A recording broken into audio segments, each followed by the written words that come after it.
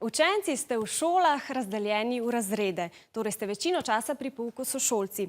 A ne vedno, le pri nekaterih predmetih vas na večini šol po Sloveniji med razredi malo premešajo.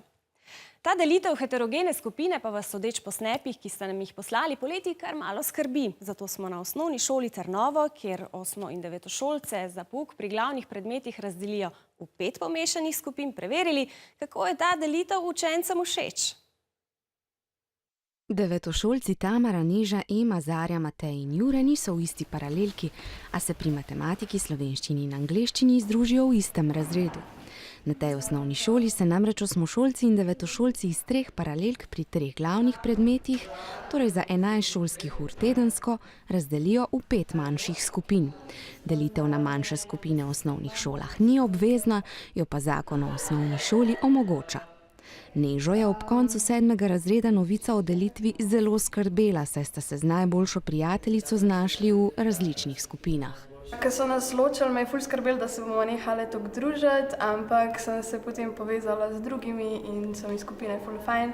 Nove prijateljske vezi so le ena od dobrih strani delitve razreda v manjše skupine. Dobra stran te skupine je, da lahko pač se tudi povežeš bolj z drugimi razredi, boljše vzdušje. Ker se mogoče prej nismo tako družili, razen na ne vem kakšnih taborih. Jaz sem recimo tudi dobil 1-2 nova prijatelja, tudi nekaj prijateljic. Hitreje čez snov, učitelj ima več časa samo zate in se ti lahko bolj posveti.